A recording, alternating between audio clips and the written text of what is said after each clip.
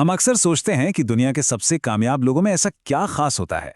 उनके पीछे एक राज है, और वही राज हमारी प्रोडक्टिविटी से जुड़ी मुश्किलों का हल भी है। इसे कहते हैं फ्लो स्टेट। आज हम इसी के 4 स्तंभों को समझेंगे जो किसी को भी अपनी प्रोडक्टिविटी को नेक्स्ट लेवल पर ले जाने की ताकत देते हैं। जरा सोचिए, एक काम जिसे 90 मिनट में हो जाना चाहिए था, उस पर 8 घंटे लगाने के बाद भी वो अधूरा है। ये सिचुएशन कितनी जानी पहचानी लगती है ना? अगर ऐसा महसूस होता है तो इसके पीछे एक न्यूरो साइंटिफिक वजह है, और अच्छी बात यह है कि इसका एक आसान सा हल भी है। तो सबसे पहले ये समझते हैं कि आखिर ये फ्लो है क्या। फ्लो चेतना की वो अवस्था है जब कोई भी किसी काम में पूरी तरह खो जाता है और वो काम बिल्कुल आसान लगने लगता है। याद कीजिए, जब कोई साइकिल चलाना सीख रहा हो या किसी प्रोजेक्ट में इतने डूब गए हों कि समय का पता ही ना चले, बस वही है फ्लो। इंसानियत की कई बड़ी बड़ी उपलब्धियां इसी फ्लो स्टेट में हासिल हुई हैं। जब एलेक्स हॉनॉल्ट बिना किसी सहारे के एल कैपिटन पर चढ़ रहे थे तो वो फ्लो में थे। जब सैम ऑल्टमैन और उनकी टीम चैट जीपीटी बना रही थी, वो भी फ्लो में थे। यहां तक कि मैरी क्यूरी और आइंस्टाइन ने भी अपनी महान खोजें फ्लो की शक्ति का इस्तेमाल करके ही की थी। और हाँ, ये कोई सिर्फ कहने की बात नहीं है।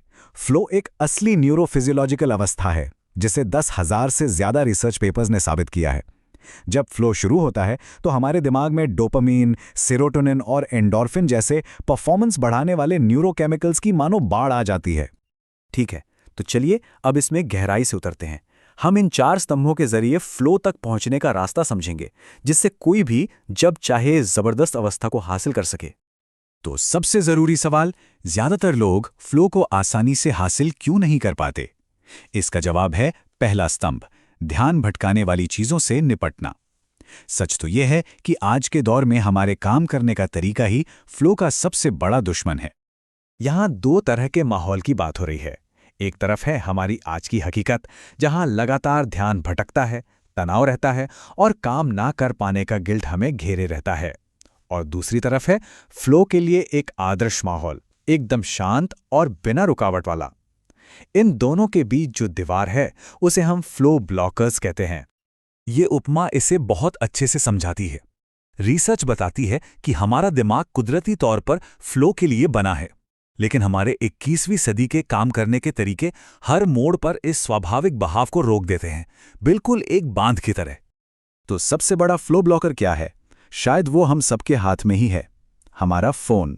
आंकड़े बताते हैं कि 80% लोग सुबह उठने के 15 मिनट के अंदर अपना फोन चेक करते हैं, और यही फोन ध्यान भटकाने वाली चीजों, अनिश्चितता और चिंता का सबसे बड़ा सोर्स बन जाता है। तो इसका हल क्या है? एक बहुत ही सरल सुनहरा नियम, फोन से पहले फ्लो। इसका मतलब है कि सुबह उठकर अपने सबसे जरूरी काम पर 2 से 3 घंटे का फोकस वाला समय बिताएं, और ये सब अपना फोन छूने से पहले करें। ये आदत डालना थोड़ा मुश्किल हो सकता है, लेकिन इसके नतीजे कमाल के हैं। चलिए अब दूसरे और तीसरे स्तंभ पर चलते हैं। इन स्तंभों में हम अपने मन, शरीर और माहौल को फ्लो के लिए तैयार करने के तरीके जानेंगे। एक तरह से अपनी फ्लो की टूल किट तैयार करेंगे। दूसरा स्तंभ है फ्लो प्रोननेस। ये क्या है? ये असल में फ्लो में जाने की किसी की स्वाभाविक क्षमता है। इसे फोकस के लिए एक तरह की मैराथन फिटनेस समझा जा सकता है। जैसे मैराथन दौड़ने के लिए शरीर को तैयार करना पड़ता है, ठीक वैसे ही फ्लो के लिए मन को तैयार करना पड़ता है। इसे बढ़ाने का एक बड़ा ही आसान हैक है, सुबह उठने के 90 सेकंड के अंदर काम पर लग जाना। हाँ, ये सुनने में थोड़ा अजीब लग सकता है, लेकिन इसके पीछे सॉलिड साइंस है। जब हम सो रहे होते हैं तो हमारे दिमाग की तरंगें फ्लो स्टेट की तरंगों जैसी ही होती हैं, इसलिए सुबह उठते ही काम शुरू करने से फ्लो में जाना आसान हो जाता है। अब आते हैं तीसरे स्तंभ पर, फ्लो ट्रिगर्स। ये वो शर्तें हैं जो हमें तुरंत फ्लो में ले जाती हैं। इसके 3 मुख्य ट्रिगर हैं, एकदम क्लियर गोल्स, तुरंत फीडबैक और चुनौती कौशल का सही संतुलन। सर्फिंग का उदाहरण लें। लहर को पहचानना लक्ष्य है, बोर्ड का संतुलन महसूस करना तुरंत फीडबैक है, और थोड़ी मुश्किल लहर चुनना चुनौती कौशल का संतुलन है।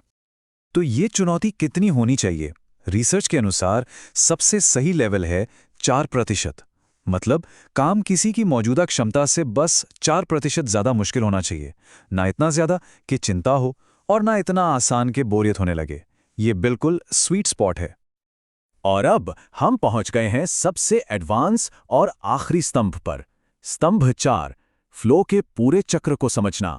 यही वो चीज है जो दुनिया के सबसे प्रोडक्टिव लोगों को बाकियों से अलग करती है। देखिए, फ्लो को एक लाइट स्विच की तरह नहीं समझना चाहिए जिसे ऑन या ऑफ कर दिया। ये एक डिमर स्विच की तरह है। फ्लो में जाना और उससे बाहर आना एक धीरे धीरे होने वाली प्रक्रिया है जिसे समझना बहुत जरूरी है। इस चक्र का सबसे महत्वपूर्ण और सबसे मुश्किल हिस्सा है संघर्ष या द स्ट्रगल का चरण। ये वो शुरुआती दौर है जब काम मुश्किल लगता है, मन बेचैन महसूस करता है और हमारा दिल करता है कि बस सब छोड़कर कुछ और करने लगें। ज्यादातर लोग यहीं पर हार मान लेते हैं। फ्लो का पूरा चक्र 4 चरणों में होता है। पहला है संघर्ष, जब हम जानकारी इकट्ठा करते हैं। दूसरा है रिलीज, जब हम थोड़ी देर के लिए समस्या से ध्यान हटाते हैं। तीसरा है फ्लो, जहां अचानक से सब कुछ आसान लगने लगता है। और चौथा है रिकवरी, जहां हम अपनी ऊर्जा को फिर से भरते हैं। दिलचस्प बात यह है कि इन चरणों के दौरान हमारे दिमाग के अंदर क्या केमिकल लोचा चल रहा होता है। संघर्ष के दौरान कॉर्टिसोल जैसे तनाव वाले हार्मोन निकलते हैं जो हमें असहज महसूस कराते हैं। लेकिन अगर हम टिके रहें तो फ्लो के दौरान डोपामीन और सेरोटोनिन जैसे इनाम वाले केमिकल्स की बारिश होती है जो हमें खुशी और संतुष्टि का एहसास कराते हैं। तो सवाल ये है कि संघर्ष के इस चरण को पार कैसे किया जाए? इसका जवाब है अटेंशन स्पैन स्ट्रेचिंग। इसमें ध्यान को एक मांसपेशी की तरह समझा जाता है। रोज 1 मिनट ज्यादा ध्यान लगाकर या 1 पेज ज्यादा किताब पढ़कर इसे ट्रेन किया जा सकता है। धीरे धीरे उस मुश्किल दौर में टिके रहने की क्षमता बढ़ जाती है। तो चलिए इन चारों स्तंभों को संक्षेप में एक बार फिर से देखते हैं। पहला, फोन से पहले फ्लो नियम अपनाकर ब्लॉकर्स हटाएं। दूसरा, सुबह उठते ही काम शुरू करके अपनी फ्लो प्रोननेस बढ़ाएं। तीसरा, स्पष्ट लक्ष्य और 4% चुनौती के नियम से फ्लो को ट्रिगर करें। और चौथा, संघर्ष के चरण में टिके रहकर पूरे चक्र में महारत हासिल करें।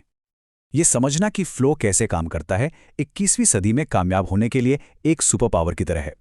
तो अब सोचने वाली बात यह है, इस जानकारी का इस्तेमाल करके कल अपनी जिंदगी से पहला कौन सा फ्लो ब्लॉकर हटाया जा सकता है।